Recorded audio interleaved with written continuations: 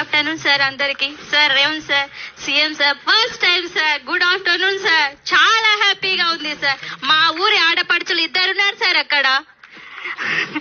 మాది Dhanwada mandal sir and Dhanwada village sir. Dhanwada గ్రామ సంఘం ఫస్ట్ గ్రామ సంఘానికి అధ్యక్షురాలుగా పనిచేస్తున్నాను సార్. నేను వచ్చేసి నా సొంతంగా రొట్టెల బిజినెస్ చేసుకుంటున్నా సార్. జొన్న రొట్టెలు, రాగి రొట్టెలు, సజ్జ రొట్టెలు సొంతంగా బిజినెస్ చేస్తున్నా సార్.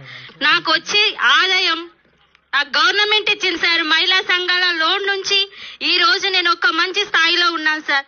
నేను ఇంతకు ముందుకు ప్రైవేట్ స్కూల్లో టీచర్ గా పనిచేసిన సార్. అప్పుడు నా శాలరీ 5,000 సార్.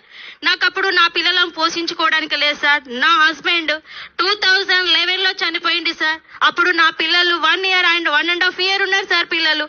అప్పుడు వాళ్ళని ఎలా పోషించుకోవాలి అనేసి ప్రైవేట్ స్కూల్లో టీచర్ గా పనిచేసిన. ఇప్పుడు నా సొంతంగా బిజినెస్ పెట్టుకొని మాక్సిమం ఒక నెలకు 30,000 సంపాదించుకుంటున్నా సార్. నేను ఒక రోజు వచ్చేసి నాకు 1,500 వస్తుంది sir. Thank you so much sir. అందరికి నా హృదయపూర్వక నమస్కారములు సార్. హ్యాపీగా ఉంది sir. Sir, Rajeshwari is a young widow, sir. Within 1 year she lost her husband. కానీ ఇలా సొంత కాళ్ళ మీద నిలబడుతుందంటే అందుకే ఈ ఒక సక్సెస్ స్టోరీని మీ ముందు సమర్పించాము. మాకు 20,000 కోట్ల రూపాయలు బ్యాంక్ లింకేజ్ సార్. వడ్డీ లేని రుణాలు 1,000 కోటి దాకా. స్టిచ్చింగ్ ఆఫ్ స్కూల్ యూనిఫామ్స్ ద్వారా 30 కోటి రూపాయలు.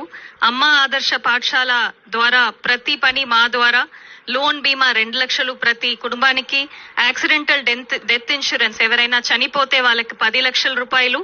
జిల్లా సమాఖ్య బిల్డింగ్ 5 కోట్ల రూపాయలు. ఆర్టీసీ బస్సులు 600. Solar power plants 1000 megawatts. ఇలా ఇందిరా మహిళా శక్తి ద్వారా ఇన్ని లాభాలు మా మహిళలు పొందుతున్నారు సార్.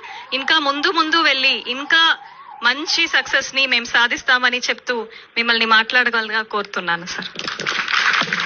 జిల్లా మహిళా సమాఖ్య ఆధ్వర్యంలో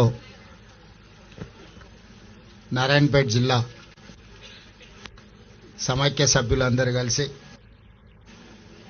రాష్ట్ర ప్రభుత్వ సహకారంతో దేశంలోనే మొట్టమొదటిసారి ఒక పెట్రోల్ బంకు నిర్వహణలో భాగంగా ఈరోజు ఈ పెట్రోల్ బంకును మనం ప్రారంభించుకోవడం జరిగింది.